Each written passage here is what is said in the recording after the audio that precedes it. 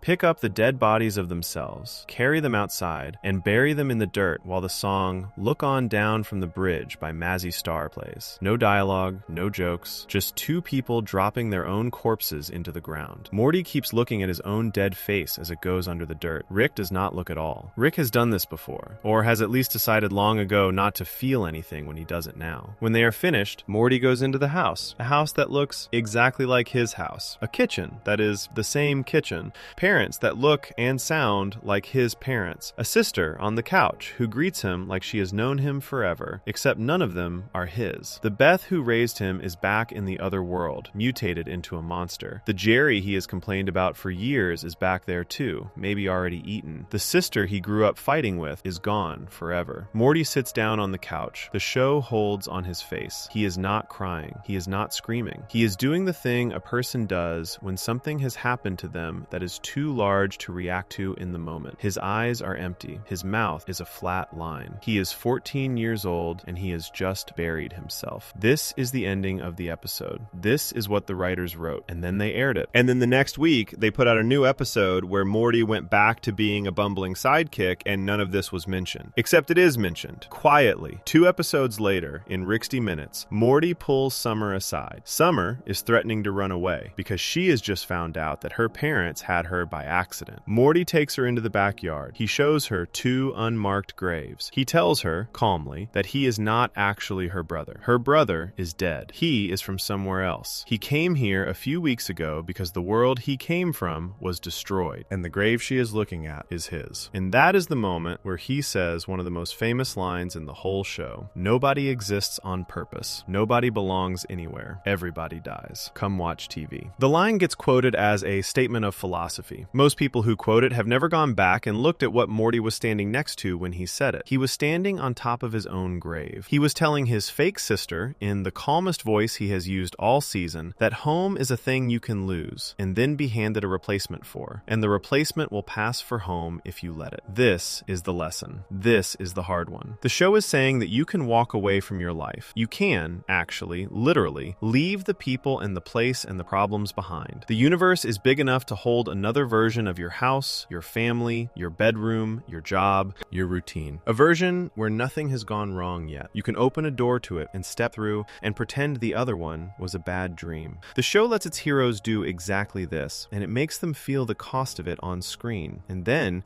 it makes them keep living afterward as if they did not. Because here is what the escape actually buys them. Rick and Morty walk into the new universe. They put on the clothes of the dead boys they just buried. They eat dinner with a family that thinks they are the same Rick and Morty who have always been there. They get up the next morning and go to school and go to work and carry on. Their old life does not pause politely and wait for them to be ready to think about it. It is gone. They will never see their old Jerry or their old Beth or their old Summer again. And the new Jerry and Beth and Summer are perfectly nice, identical in almost every way. Close enough that you would never guess. Close enough that after a few weeks, you might even forget the difference. The episode has a post-credit scene that most casual viewers miss. It cuts back to the abandoned original world, the Cronenbergs, and we see the original Beth, the original Jerry, still alive, wearing armored clothes, fighting off monsters together. Their daughter Summer is doing a little show in a cardboard box to entertain them. Jerry and Beth are smiling. They are holding hands. They are the happiest we have ever seen them. Jerry turns to Beth and asks if she ever wonders what happened to Rick and Morty. Beth pauses, then admits she is ashamed to say it, but now that they are gone, she is finally happy. That single line does more damage than anything else in the episode. The family Rick and Morty abandoned is thriving without them. The family they inserted themselves into in the new universe does not know the difference. Nobody in either reality is actually worse off in a way that shows. The universe absorbs the swap and keeps moving. Everything is fine, except for Morty, sitting on the couch of a stranger's house, staring at nothing. This is the thing the show has understood from its very first season. Running away works. That is what makes it so dangerous. Running away works the way cutting corners works. The building does not fall down the first time you cut a corner. The building does not fall down the second time. You can cut corners for years and nothing obvious goes wrong, and you start to think maybe the corners did not matter. Maybe the work was never that hard in the first place. And then one day, 10 years in, something small happens and the whole thing comes apart, and you cannot point to the exact moment it broke because it broke a long time ago and you just did not notice. Rick and Morty shows us a version of this on a cosmic scale. Rick has done this jump before. The show heavily implies he has done it many times. He has lived in many houses, buried many bodies, stepped into many families. Every time he does it, a little more of him goes numb. By the time we meet him in the pilot episode, he is already the man on the garage floor with the laser pointed at his head. He did not become that person all at once. He became that person one universe at a time. Morty has never done this before. Morty is 14. We watch him do it for the first time, and we watch it change him. The Morty of Season 1, Episode 5 is scared and awkward and begs Rick not to make him kill a squirrel. The Morty of Season 1, Episode 6 buries his own corpse and walks into a dead boy's bedroom. Those two Mortys are not the same kid. They cannot be. You do not unsee that grave. You do not unfeel that dirt on the shovel. The show is quietly arguing that the first Morty is gone, that the boy who was alive at the start of the episode died at the end of it, and the person we have been watching since is a replacement too. We just never buried him, because he is walking around in the same body. This reframes everything that comes after. Every time Morty does something cold later in the series, every time time he shrugs off a death, every time he handles a crisis with the flat calm of someone who has already seen worse, that backyard is the answer. He learned the lesson Rick already knew. The lesson is that the world can end and you can keep going. And keeping going does not feel like healing. It feels like nothing. It feels like sitting on a couch in a house that is not quite yours, while a song plays that nobody else can hear. The cruelest part is the one the show almost never states. Neither Rick nor Morty ever really processes it. There is no scene in any later season where Morty breaks down and grieves his original family. There is no moment where he confesses it to Summer, to Jerry, to Beth. He never says out loud what he did. He carries it. He carries it for every episode after, and the show lets him carry it, and the show lets us forget. And then occasionally, in small moments, you will catch Morty looking at his mother in a way that does not quite fit a boy looking at his mom, because she is not his mom. He knows it. He has known for years, and he is never going to say it, because saying it would make it real, and not saying it is how he survives. This is what escape actually costs. Not the dramatic stuff, not the burial scene. The burial scene is the easy part. The hard part is every meal at the dinner table afterward, every inside joke with a sister you do not share a history with, every hug from a father you let rot in another world, every time you almost forget and then remember for the rest of your life. Most viewers took the Cronenberg ending as a wild plot twist, a fun sci-fi swing, the show doing a crazy thing that the show does. If you watch it again at 25, after a breakup, after a death, after a move to a city where you do not know anyone, the episode looks completely different, because everybody who has ever tried to solve a real problem by walking away from it has done a small, human version of what Rick and Morty did in that episode. Change jobs to escape a conflict, change cities to escape a relationship, stopped answering calls from a family member to escape a conversation they were not ready to have. The people you leave behind do not stop existing. They keep living their lives. You do not get to find out what happens to them. You only get to sit on the new couch in the new house and try to convince yourself that the air smells the same. The show runs this idea into the ground on purpose. It refuses to give Rick and Morty a clean slate. They carry the guilt around with them for the rest of the series, even when they do not talk about it, and the show makes the audience carry it too. That is the craft. Most cartoons give you an out, a reset, a moral at the end where the characters learn something and come home. Rick and Morty said no. It said the characters went home to the wrong house and never mentioned it again, and the wrong house became home. And that is what home is for a lot of people. And that is the thing we are going to be quiet about for the rest of the series. Before we move on, if you're enjoying this analysis, please consider subscribing. It helps the channel tremendously.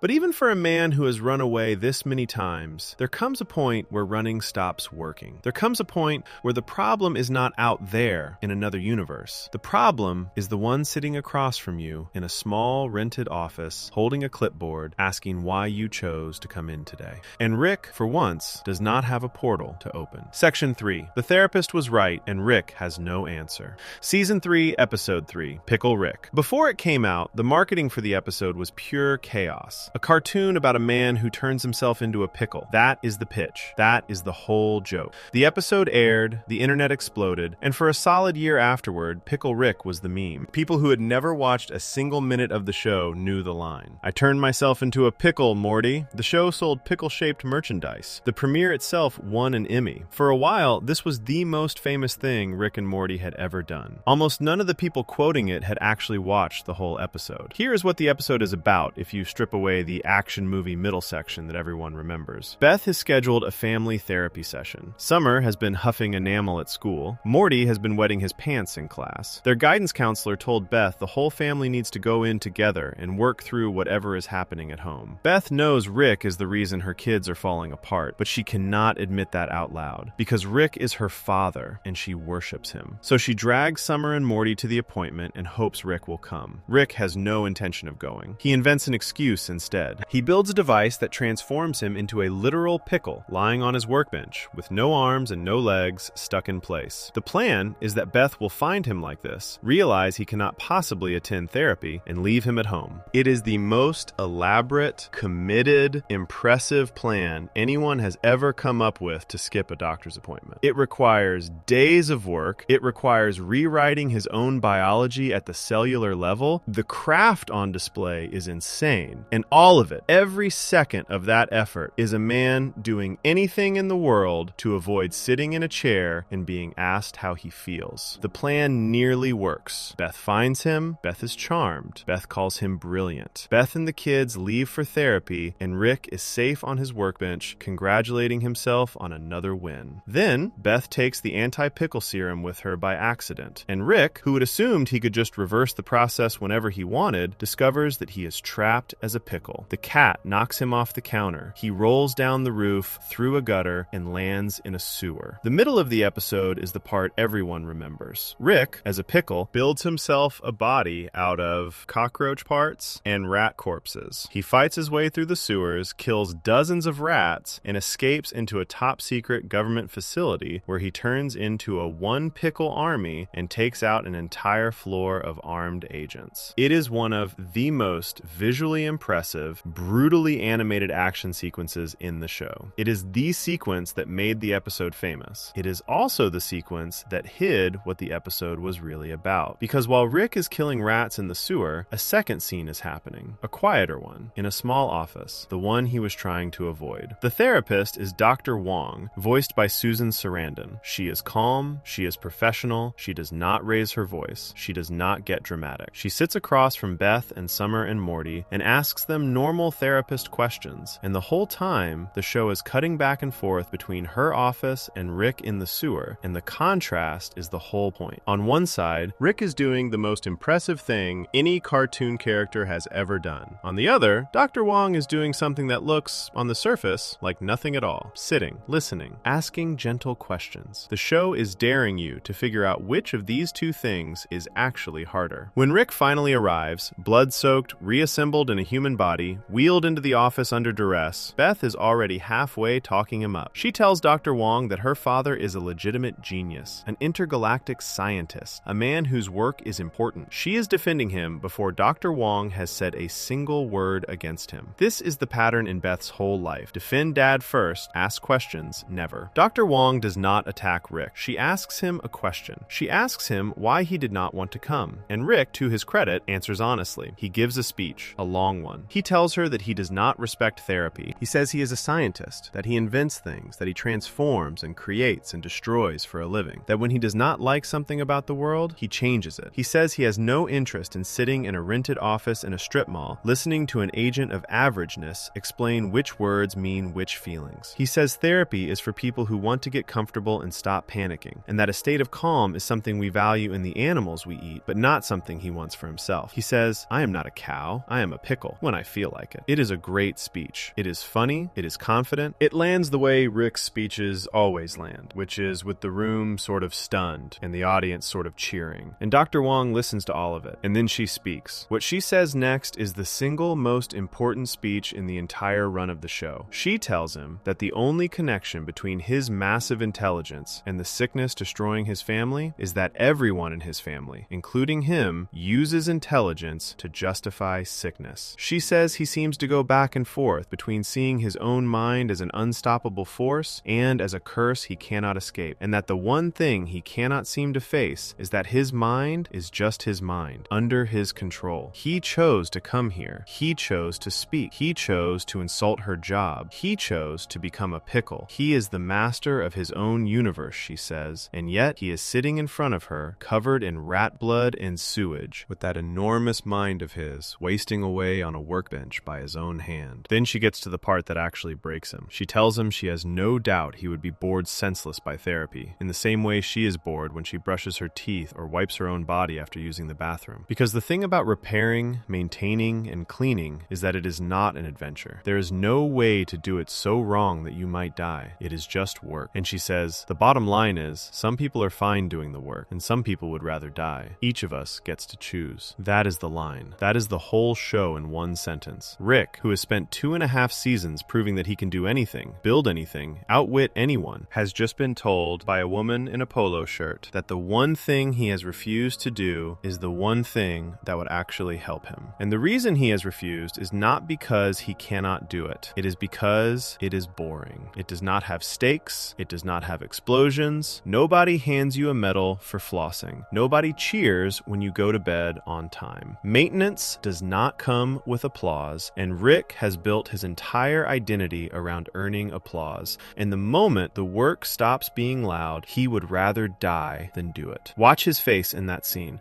This is the the part most people miss because they were laughing at the pickle jokes leading up to it. Rick does not argue. Rick does not have a comeback. Rick, who has a comeback for everything, who has a speech prepared for every situation, who can out-talk Jerry, outsmart the government, outmaneuver the literal devil, sits in that chair and does not say a word. The show gives her the last line. Her watch beeps. She says, "That is our time," and the scene ends. The ride home is almost worse. Rick is quiet. Beth tries to make small talk. She says, "Therapists, man, weird breed." She is offering him an out, a chance to shrug it off, to go back to the way they have always worked together, where he is the genius and she is the daughter who thinks everything he does is magic. And Rick, for 1 second, looks like he might not take the out. He almost says something, then he does not. He picks up the thread she handed him, and they make jokes about Dr. Wong, and the episode ends with them both laughing, and neither of them addressing what just happened. The lesson is sitting in the silence between those laughs. Here is what the show is really saying. Being smart is not the same as being well. Being clever is not the same as being healthy. You can be the most gifted person in any room and still be slowly drowning. And the intelligence that makes you impressive in public is often the same intelligence you use to build excuses in private. Rick's mind is the tool. Rick's mind is also the weapon. He turns it on himself constantly, not to hurt himself on purpose, but to keep himself from ever having to sit still with how he actually feels. Every invention is a way to skip a conversation. Every adventure is a way to skip a Tuesday. Every pickle is a way to skip a doctor's appointment. The intelligence is the escape hatch. A lot of people watch this scene and think Dr. Wong is roasting Rick. She is not. She is being kind. She is the first person in the show who has spoken to him like a grown adult with choices. She does not call him broken. She does not say he is beyond help. She says each of us gets to choose. She leaves the door open. She gives him her card. She tells the family that if any of them have friends or loved ones who need help, to pass her number along. She does not chase him. She does not beg him to come back. She treats him like what he is, which is a person who already knows what the right thing to do is and is actively choosing not to do it. This is what therapy actually looks like for people who do not want to be in it. It is not dramatic. It is not a breakthrough. It is one woman saying something true and the person hearing it deciding in the quiet of their own head whether to let it land or let it pass. Rick lets it pass. He does not go back. We never see him in Dr. Wong's office again. Beth goes back later and it is implied that the kids do too, but Rick never does. And for the rest of the series, his behavior mostly stays the same. The speech was right. The speech landed. The speech did not change anything because knowing the truth and living the truth are two different things. That gap is where most real pain lives. It is not the part where you do not know what is wrong with you. Most people, if they sit still long enough, can name the thing. The hard part is that naming the thing does not fix the thing. You can know in full detail exactly which of your habits is hurting you and still wake up the next morning and do that habit again because the habit is what you know and the alternative is unfamiliar. Rick knows. Rick has always known. He is not confused. He is not in denial. He is a man who has looked at himself clearly, seen what he is doing, and decided that doing the actual work of being a different person is too boring to survive. He would rather be a pickle. This is also why the episode is so important to the show's overall story. Pickle Rick is the moment where the writers stopped pretending that Rick's problems could be solved by writing him smarter. You cannot outthink emotional work. You cannot out-gadget a bad relationship with yourself. There is no invention he can build that will do the flossing for him. The one skill Rick has spent his whole life developing, the one that makes him the smartest man in every room, turns out to be useless for the one area of life that matters most. His mind, which can do anything, cannot do this. It can only be used to avoid this. And Dr. Wong sees it in one session. She reads him faster than his own family has read him in decades. She is not magic. She is not some super therapist with a special technique. She is just a person who has spent her life learning how to listen, pointed at a man who has spent his life learning how to dodge. And the mismatch is the whole scene. He cannot win because winning is not the game. She is not trying to beat him. She is trying to help him. And help is something he has never figured out how to accept. The episode's final, quiet cruelty is that the pickle plan, the whole absurd gambit, was never really about dodging therapy. Therapy was only an hour. Rick could have sat through it and been bored and come home. The pickle was not about the hour. The pickle was about the idea of being someone who sometimes attends boring doctor's appointments. It was about the identity. Rick cannot be that person. Rick cannot cannot even rehearse being that person. He would rather turn himself into a vegetable, fall into a sewer, and murder his way through a government building than let himself be, for 1 hour, an ordinary grandfather doing an ordinary chore. Before we move on, if you're enjoying this analysis, please consider subscribing. It helps the channel tremendously. Ordinary is the thing he cannot survive. Ordinary is the real enemy. And that fear, the fear of being a normal person who does normal person things and nobody claps, shows up everywhere in his life, in his relationships, in his friendships, in the elaborate, cosmic, universe-spanning engineering projects he builds for reasons that, if you zoom out, are astonishingly small. Like, for example, the lengths a man will go to when the one thing he cannot stand is the idea of another living creature using his private bathroom. Section 4. Loneliness is something you build, not something that happens to you. Season 4, Episode 2, The Old Man and the Seat. The title is a play on the Hemingway novel about an old fisherman and the sea. That should tell you something right away. This episode is dressed up as a poop joke, and it is, on the surface, a whole episode of poop jokes. That is also the disguise. The episode is actually one of the most direct, quiet, brutal studies of a lonely man the show has ever done, and it makes its point by burying it inside a story so silly that most viewers only catch the weight of it on a second watch. Here is the setup. Rick has a private toilet, not in the house, on a whole separate planet. A beautiful, peaceful, uninhabited little world full of trees and mountains and one lonely toilet sitting in the middle of a meadow. He goes there whenever he needs to use the bathroom, because Rick is a shy pooper. That is the phrase the episode uses, over and over, with a completely straight face. The smartest man in the universe cannot go to the bathroom if he thinks there is any chance another living creature might hear him. So he built a whole paradise on a whole separate world for one toilet, only used by him ever. The episode opens with Rick cheerfully heading off for his daily visit. He gets there, he settles in, he looks down, and he sees that someone else has used his toilet. That single detail sets off the plot. Rick, who has built this sanctuary, who has defended it for years, who has kept its location secret from everyone in his life, has had his private space invaded. Not physically hurt, not attacked, somebody just pooped in his bathroom without asking. That is it. And Rick, a man who can portal across dimensions and rebuild himself at the cellular level, takes this as a personal declaration of war. He tracks the culprit down, across the galaxy, through a series of increasingly elaborate scientific methods. The full power of Rick's mind, the mind that Dr. Wong once called an unstoppable force, is now pointed at one mission: find the man who pooped on my toilet. And when he finds him, Rick is going to kill him. The culprit's name is Tony. Tony is an office worker, soft-spoken, quiet. He has a chocolatey voice and a sad, tired face. He does not fight back when Rick kicks down his door and points a weapon at him. He does not even seem surprised. Tony just asks if they can have the conversation in conference room 3, because he does not want to make a scene at work. Rick, thrown off, agrees. In the conference room, Rick asks Tony if he has any last words. Tony asks if he can look at a photograph of his wife while he dies. Rick says yes. Tony explains, calmly, that his wife is dead, that she died not long ago, that he has been struggling since, that Rick's toilet, the one perfect private spot in the universe, was the only place he had felt any peace in months. That is why he used it. Tony is a shy pooper too. Tony, sitting in a nowhere office cubicle, grieving his wife, stumbled onto Rick's paradise by accident and felt, for the first time in a long time, like he could breathe. Rick does not kill him. Rick cannot kill him. Rick instead makes a big show of not caring, leaves behind a fart bomb prank as a warning, and tells Tony to never use the toilet again. Tony watches him leave without fear. Rick, already unsettled, goes home. Tony uses the toilet again. This is where the episode does its real work, because it would be easy to write this as a one-note story about Rick being petty. But the show does something smarter. It uses Tony, this quiet widower who did nothing wrong, to show Rick exactly what Rick looks like from the outside. Tony is a mirror. When Rick catches Tony on his toilet a second time, he escalates. He puts Tony inside a chemical called globifine. The chemical connects the part of your brain that wants something to the part of your brain that has it. It drops you into a perfect simulation of your personal heaven, a version of reality where every need is met, every loss is healed. For Tony, heaven turns out to be a beautiful world full of available toilets, and, more importantly, his wife, alive, waiting for him. Rick is showing off. Rick is proving he can make a kinder man disappear into his own dream forever, and never have to share the real toilet again. It is a cruel solution dressed up as a gift. Tony, inside his heaven, looks at his wife. Then he looks at the toilets. Then he turns to the simulation of Rick that has stayed behind, and he says something that breaks the whole episode open. He asks Rick, why would you go through all this trouble to create a perfectly realized simulation of heaven, filled with toilets, instead of just sharing a toilet with me? Rick, furious, says Tony is being reductive. Tony is amused. Tony steps out of the simulation. Tony looks at Rick and says, you need a friend. Rick says he has a million cooler friends than Tony. Tony says, we are going to be friends. Rick says, you are going to be dead. Then Tony leaves. He walks away from Rick's perfect fake heaven and goes back to his real life. Here is what nobody in the episode says out loud, and what the show makes the audience figure out on their own. Tony is right. Rick does need a friend. Tony, a man Rick has been trying to murder for 20 minutes of screen time, has just read Rick more accurately than Rick's own daughter has ever read him. Tony sees it in minutes. The whole operation, the private planet, the one toilet, the tracking, the chemical heaven, all of it is a man building the most expensive, most impressive prison in the multiverse to make sure he never has to be near another person while he is vulnerable. A toilet is a vulnerable place. Everyone who has ever lived understands this. It is the one room in the house where people agree they will leave each other alone. It is the tiny daily moment when a person is not performing. Rick, who has built a whole identity around never stopping performing, cannot share that moment with anyone, not even with a sweet widower who would never judge him. He would rather spend years of effort engineering a private planet than sit next to a stranger in a public bathroom for 90 seconds. Rick, of course, refuses to hear what Tony is telling him. He goes home. He goes back to work. He builds a new, nastier trap. This one is specifically designed to taunt Tony the next time Tony uses the toilet. Holograms of Rick himself, a whole chorus of them, programmed to mock Tony for being lonely. Congratulations, they will scream. You finally got the toilet to yourself. Enjoy it. Nobody wants to be around you. You are the saddest piece of garbage in the cosmos. Long live the big bad doo-doo daddy. May your reign last 1,000 years. It is a very elaborate insult, rigged to trigger automatically, so that Tony will hear it every single time he sits down. Rick does not want to be there when it happens. Rick just wants Tony to suffer in his absence forever. Rick delivers the final trigger. Then he heads to Tony's office, carrying vegan fiber chili and sugar-free chocolate to tell Tony the toilet is all his. Tony is not there. Tony died. His secretary tells Rick in a soft and wrecked voice that Tony quit his job the week before. He decided to start living his life. He went skiing down the highest mountain in the galaxy, a place called Space Everest. He crashed into a tree. He died doing something he had always wanted to do, after finally deciding he was done being small. Tony took the conversation with Rick seriously. Tony heard a man threaten his life and decided, in the face of that threat, to live. Rick took the same conversation and decided to build a hologram system that would never stop screaming. One of them grew up, the other one did not. Rick stands there in the office with the chili. He is stunned. He does not cry. He does not have some big speech. He shifts awkwardly and says something dismissive. Tells the secretary that there is an alternate version of Tony who was evil and caused a genocide because he was fulfilled. So really, this is not much of a loss. The secretary says she understands. She says it is hard losing a friend. Rick snaps back that Tony was not his friend. He insists on it. Then he goes back to the toilet, the one he has fought for, the one he has killed strangers over, the one he has rigged with 1,000 holograms of himself, and he sits down. The holograms fire. They were programmed to mock Tony. Tony is not there. So the holograms, automatically, turn on the only person sitting on the toilet. They turn on Rick, all 1,000 of them, screaming the same insult they were designed to throw at Tony, now aimed at the man who made them. Look at you sitting there, they say. King of nothing. Enjoy your toilet that you get to use all by yourself. Enjoy it while you think about how nobody wants to be around you, how you ruined it for yourself, how you are a huge piece of garbage. Long live the saddest piece of garbage in the entire cosmos. Rick just sits there, a crown on his head, a king on his throne. An entire hologram choir of himself, screaming at himself with words he wrote for someone else. The camera holds. The insult lasts way longer than it should. There is no music, no joke to break it, no punchline to walk you out. Rick listens to himself tell himself in his own voice that he is alone because he has chosen to be. This is the hard lesson, and it is the one most people miss the first time they watch this episode. Loneliness is not always something that is done to a person. Sometimes it is something a person does to themselves. Sometimes it is a choice made over and over in small daily moves that add up to a life with nobody in it. Rick is not lonely because the universe failed him. He is lonely because every time the universe offered him a chance, he built another wall. Unity, in an earlier episode, tried to love him. He drove her away. Bird Person, his oldest friend, was always there for him. He could have stayed close. He drifted. Tony, a perfectly kind stranger, offered him friendship twice in one episode. He chose holograms instead. Every one of these relationships relationships was a door. Every one of those doors was open. Rick closed them all. And the show is very careful not to let him off the hook for it. The final shot of the toilet, with Rick on his throne, is not framed as a tragedy. It is framed as a result. He built this. The walls did not grow by accident. The loneliness is not the weather. It is the house he drew the plans for and paid to have constructed, brick by brick, with his own 2 hands. There is a version of this that plays out in real lives, all the time, in much smaller ways. The person who always cancels plans. The person who never asks anyone how their day was. The person who turns every genuine moment into a joke before it can get too real. The person who decides, without quite saying it, that being close to someone is more work than it is worth. Over years, these small moves build. Nobody is dramatic about it. Nobody announces they are pulling away. They just quietly stop responding, stop initiating, stop showing up. And one day, they wake up in a life where the only voice in the room is their own. The show is telling you, very clearly, that this does not happen to people. People do this to themselves. It happens in tiny daily decisions that feel, at the time, like no big deal. I will skip this one. I will not call back this time. I will handle this alone. It is faster. Every one of those decisions is a brick. The wall goes up slowly enough that you do not notice. You only notice when you try to reach through it one day and find that it has become too tall to climb. Tony figured it out at the end of his life. He had a short time left and he used it to do the thing he had been putting off. Rick has been given forever, essentially, and he spends it adding new floors to the prison. The episode is not cruel to Rick. It is honest about him. It is showing what happens when a person confuses being untouchable with being unreachable and never lets another human being close enough to tell the difference. The holograms keep screaming, the credits roll, the episode ends, and the toilet, the whole reason for the war, sits there uselessly. There was never anything wrong with sharing it. There was never anything wrong with letting a quiet widower use it once in a while. The only thing wrong was the story Rick had decided to tell about what the toilet meant. A story about privacy, a story about control, a story that, in the end, just left him sitting on porcelain while copies of his own face told him the truth he had been running from his whole life. Before we move on, if you're enjoying this analysis, please consider subscribing. It helps the channel tremendously. Still, he kept the toilet. He took it home. He could not let it go. Because for a man like Rick, letting go is the hardest thing in the world. Which is why, a few seasons later, when he finally catches the one person he has been hunting for decades, the one whose death was supposed to finally set him free, he is going to find out that the thing he has been chasing was never going to heal him either. Section 5. Revenge completes. And that's the worst thing about it. Season 7, Episode 5. Unmortricken. This one was announced as a normal episode. Just another Sunday night installment in the middle of a season. No big promotional push. No warning that anything unusual was coming. And then it aired. And a whole 7 years of story, the single biggest thread the show had been pulling on since its very first season, was resolved in 22 minutes. On a Tuesday, people were still talking about it. By the end of the week, longtime fans were writing think pieces about what the show was even supposed to be now. To understand why this episode hits so hard, you have to understand what Rick has actually been doing the whole time. For 7 seasons, through every dumb adventure, every drunk monologue, every family dinner fight, every cosmic war, Rick has been lying. Not to everyone else, to himself. He tells the world he does not care about anything. He tells Morty nothing matters. He tells Beth to stop asking questions. He performs the role of a man who is numb, empty, untethered, done with the universe. And the whole time, quietly, under all of it, he has been running a decades-long hunt for one specific man. That man is another version of himself, another Rick from a different universe. The show calls him Rick Prime, and in the show's own canon, confirmed fully in the season 5 finale Rick Mirai Jack, Rick Prime is the one who murdered our Rick's wife and daughter. Here is the story as the show finally tells it. Our Rick, the one we have been watching for 7 seasons, was once a normal family man. He had a wife named Diane. He had a young daughter named Beth, his original Beth, not the Beth we know. He was tinkering in his garage one day, working on the technology that would one day become portal travel, when another version of himself walked in. This other Rick had already cracked the problem. He offered our Rick a deal. Come explore the universe. Leave the small life behind. Join the infinite. Our Rick said no.